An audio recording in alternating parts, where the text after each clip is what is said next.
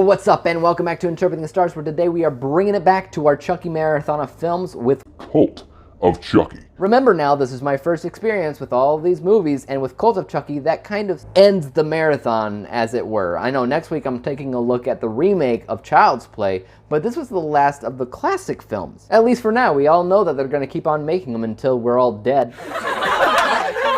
But for the most part, it's been a wild ride seeing how this movie franchise has evolved. Some I've really enjoyed, a lot of them not so much. But what about Cult of Chucky? Cult of Chucky continues the story of where Curse of Chucky left off. It's still following the paralyzed girl, but this time around it's also following around Andy Barclay again. And even though this girl is in an insane asylum, Chucky finds his way to that asylum and starts attacking all of the different people. And so, you know what's kind of confusing about this movie? And why isn't Andy's mom in the insane asylum? I guess she wouldn't be there the entire time. I know she's never mind.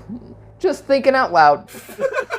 So this is it. Chucky is back. So this is definitely an interesting movie since it does continue on that story of Curse of Chucky, and I liked Curse of Chucky for what it was. It also added a bunch of new elements as well, which is something Child's Play has never really done before, and finally, Chucky has a new motive. He's trying to do something else. I don't exactly want to get into it because I feel like I would be spoiling you. It's easily predictable as to what it is, but you just have to watch the movie to find out. But I do like the fact that they added new elements in this film. I also like the fact that it's still trying to be subtle when it came down to horror. I still say Curse of Chucky is probably the scariest Chucky movie altogether, but this kind of continued on with that, and there were some jump scares that worked for me because they weren't traditional jump scares. They worked naturally. It is definitely more of a thriller, though, than Curse of Chucky ever was. In general, I would actually say that this movie is the best looking out of all of them. Maybe that's because it came out in 2017, maybe it's for other reasons,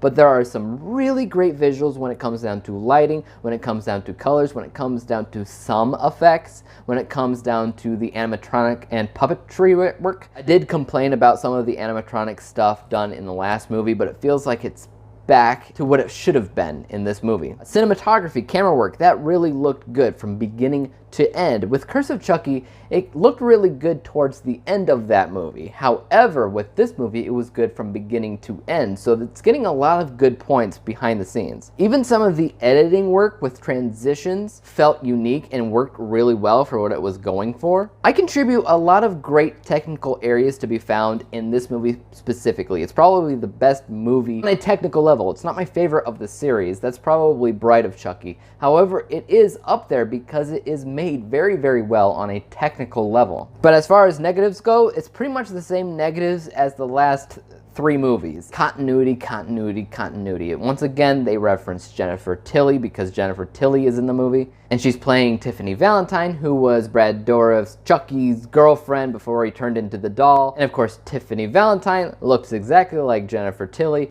and blah, blah, blah, blah, blah. Seed of Chucky was the meta film in which none of the Chucky movies existed because Hollywood was making Chucky movies, except they referenced the stuff that happened in the Child's Play movies. So I don't know, there's some serious problems with plot holes, with continuity, and whatever, and the same applies in this movie, but for the most part, I'm not really focused so much on that because it has been years since Seed of Chucky, and it no longer matters that much. I think for the most part, you can watch this movie and gloss over that fact at this point because it's just accepted at this point. Some of the acting I didn't care for in this movie. Alex Vincent, who plays Andy Barclay, he's never really been the greatest actor in the world. It's nice to see him back in the role, but that's all I can really say about him. He really doesn't do the best job in the role. Fiona Dourif, I like her character. I specifically like her towards the end of this movie, but towards the beginning, I don't know what it was, but she also wasn't doing the greatest job with the acting either. I would say the movie with the worst acting is probably Curse of Chucky, but Cult of Chucky is kind of up there because of Andy Barclay. And that kind of moves into the biggest problem this film has. The story's kind of all over the place for no real reason. You're not entirely sure what the point of anything is. You're not entirely sure what the motivation behind Chucky is. Throughout the film, you know what he's doing, but you're not entirely sure why, ever. Because he can, I guess?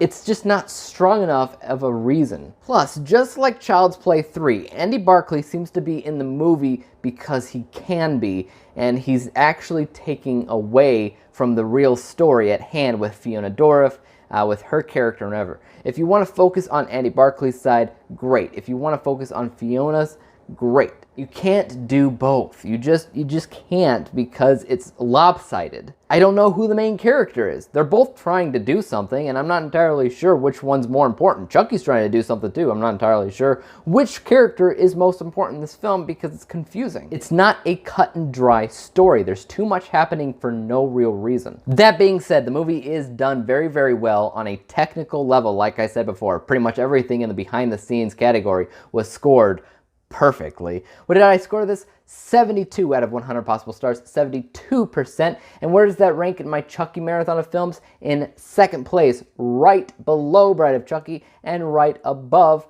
Curse of Chucky. Guys, tell me what you thought of this movie in the comments down below. And as for YouTube, you know what to do. Subscribe and hit that like button, hit the bell to be notified when I come out with my next review. And until then, peace out.